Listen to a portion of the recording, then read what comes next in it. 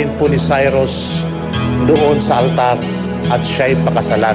Ayun pala, isa lamang ang kahilingan na nais ni Ann, nadalhin mo siya sa simbahan upang pakasalan. Pero, narito po ang mga kondisyon. Unang-una, maging responsable ka. Dapat magbago ka.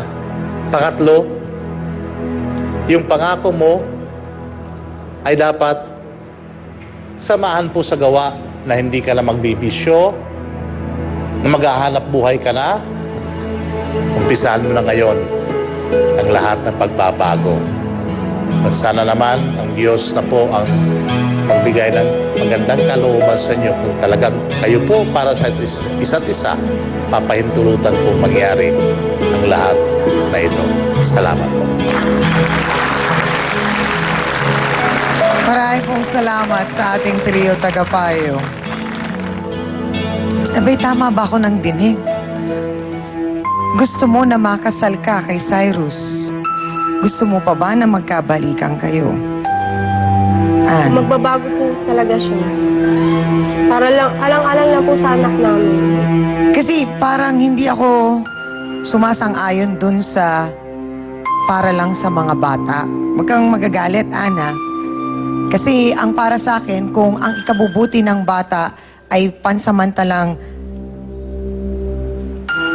malayo muna sa kanyang ama na ganyan ang ginagawa at mas makakabuti yun sa bata, hindi ko pipilitin na magsama kami. Sa tingin ko, hanggat hindi nyo naaayos ng magkahiwalay ang bawat sarili ninyo, walang mangyayari, magiging paulit-ulit lang, Ann. Kasi kahit may pagmamahal kayo, pero kung wala kayong respeto para sa isa't isa, wala lahat yan eh. Hindi kayo magtatagal din. Kasi ang isang bata, kayang lumaki ng maayos. Kaya walang ama o kaya walang ina, ama lang ang nandun o ina lang ang nandun. Ang tayong sikreto lang naman dyan ay huwag mong siraan si Cyrus sa kanyang anak. At Cyrus, kanina sa counseling, doon namin nalaman na ang iyong ina pala ay hindi sigurado kung siya ay nagdadalang tao o hindi. At medyo sa nangyari ay hindi niya nakayanan, kaya mas minabuti na naming sabihin sa kanya na magpahinga na lang muna siya at chinecheck siya ngayon ng ating medic. Cyrus, maawa ka sa mama mo. At si Sarah, paano na ikaw? Uwi ako sa bahay. Iniisip mong ginawa kitang panakip butas. Hindi, mali yun. Umuwi ka muna sa inyo. Ayusin ko muna yung buhay ko, ayusin ko muna yung sarili ko. Bago ako umarap sa kanya. Aling Rebecca, may nais po ba kayong sabihin kay Cyrus? Wala naman po. Sa ngayon po talagang ayoko magkabalikan sila ng anak ko dahil sa lahat nga po ng nasa kanya na. Gusto ko mapaganda buhay ng anak ko. At siguro, Ann, mula dun sa sinabi ng nanay mo na yon, hindi ko alam kung dapat mo nang this time pakinggan siya.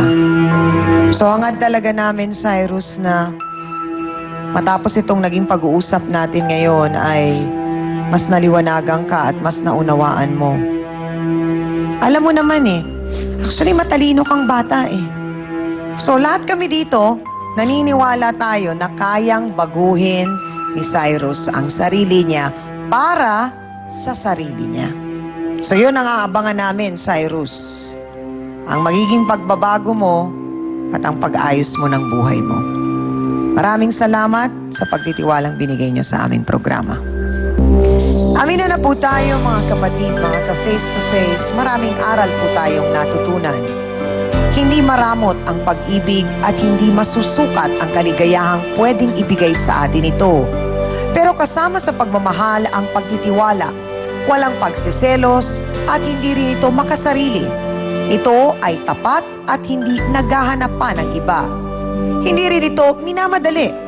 Naghihintay at higit sa lahat, ang tunay na pag-ibig ay marunong maghintay ng tamang panahon. Ika nga, ang bungang hinog sa pilit kailanman ay hindi magiging sapat ang tamis. At para po sa ating face-to-face, heart-to-heart thought for the day, huwag gamitin ang pag-ibig para kontrolin ang iba dahil habang humihigpit ang iyong paghawak, lalo itong kakawala sa iyo. Maraming salamat po sa inyong lahat mga kapatid. Salamat din syempre kay Hans Wurzel. Salamat din sa Dance Squad. Kina V1 at V2. Sa ating pinakamamahal na trio, tagapayo. Ang ating po mga sausawero at sausawera. At sa ating mga bisitang nagbahagi po ng kanilang kwento at nagtiwala sa ating pong programa. Bago lang tayo magtapos, nais po namin batiin ng happy birthday ang aming pinakamamahal na si Direk Aileen Valderrama. Mami, happy birthday! Thank you so much for taking care of all of us. Sa iyong pagmamahal and support and patience for everybody. Lalo na sa akin, I love ya. I love you, Mommy, and I wish you happiness and good health, ha? Yun ang mahalaga.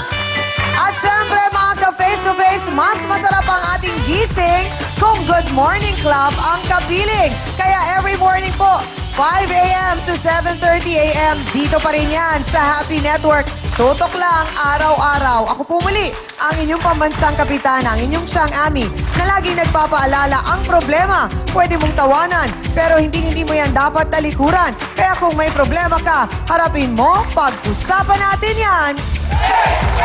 Para po sa inyo to, mga kapatid. Ngayong Biyernes, Sarap naman! How dare you to talk to me like that? si Rose, isa nga bang wildflower? At sinasabi ng Ami, nagpapabayad. Ako, hindi. Nililibre ng alak. Ano, sayo-sayo lang ng ganyan-ganyan. O, masaya na sila, bayad na alak. O, ganun. Ang kinalantaring kainuman, gusto pala siyang anakan. Bigyan niya ako ng isang anak. So kaya kayo pumatol kay Rose dahil gusto ninyong Kanak. magkaanak. Apo. Dahil lang sa hindi